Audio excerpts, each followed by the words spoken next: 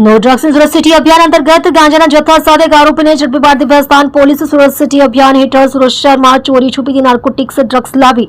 સુરત માન્ય police commissioner Shri Anupamsinh Gehlot સાહેબ શ્રી નાઓ દ્વારા સુરત શહેરમાંથી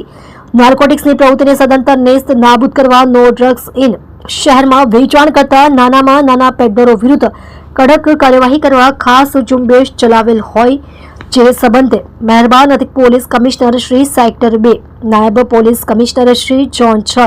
તથા મદદનીશ પોલીસ કમિશનર શ્રી જે ડિવિઝન સુરત શહેરનાઓ તરફથી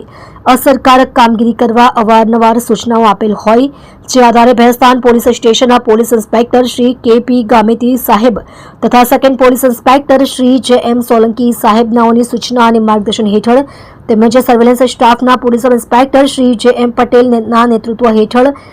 એએસઆઈ રીતેશભાઈ મોહનભાઈ તથા હેડ કોન્સ્ટેબલ રાકેશભાઈ હીરાભાઈનાઓ પેટ્રોલિંગમાં હતા તે દરમિયાન તેઓને એનડીપીએસ અંગે મળેલ સંયુક્ત બાતમી હકીકતના આધારે ઓન ભેંડી બજાર આશિયાનગર આમદ મંડપવાળાની ગલીમાં જાહેરમાં રેડ કરી આરોપી નામે આસિફ સુપડુ શેખ ઉંમર વર્ષ 26 રહે પ્લોટ નંબર 85 આશિયાનગર આમદ મંડપવાળાની ગલી ભેંડી બજાર ઓન ભેસ્તાન સુરત મૂળ રહે યાવલ અઠવાડા બજાર થાના યાવલ જિલ્લો જલગાંવ મહારાષ્ટ્ર નાને વગર પાસ પરમિટનો ગાંજાનો જથ્થો